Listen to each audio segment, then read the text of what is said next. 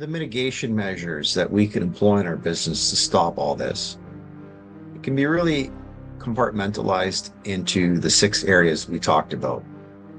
We can set up mitigation measures for denial of service attacks.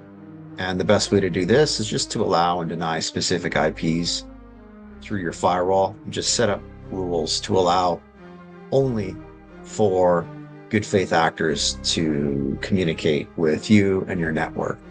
For malware, we want to make sure that we only give certain personnel within the organization access to specific files. And then when that is no longer required, we remove that access. That limits the number of files that can be accessed, and in the case of a breach, be compromised. We also want to make sure that we install anti-malware software on all devices. To mitigate against man-in-the-middle attacks, absolutely use a VPN at all times when working outside of your organization.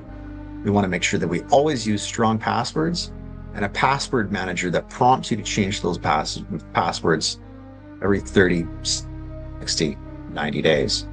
With social engineering, we want to make sure that we implement inbox monitoring and email mitigation measures. We know that 90% of all threat vectors come through email. That's where the biggest damage takes place. So there's technology available. You just sort of sit on our shoulder and say, hey, check this out. Do you really want to click that link, download that file to your device? And then also we want to take a look at the supply chains. We want to make sure that we secure remote access endpoints, threat hunting, sensor deployment, and centralized log aggregation. And then finally, to secure our web applications, we want to make sure that we always use multi-factor authentication to secure our network. And so when it comes to cybersecurity solutions, there's really about 7 different buckets of solutions available to us. We can take a look at your endpoints. We look at your applications, your mobile security, and your network security. We want to take a look at zero trust environments within your network, the Internet of Things devices such as printers, GPS tracking devices, or security cameras, to name a few. And then we want to take a look at cloud security. So around endpoint security, the most up-to-date technology available today is to always use endpoint detection and response. It's an AI-based solution that monitors the activity within your network.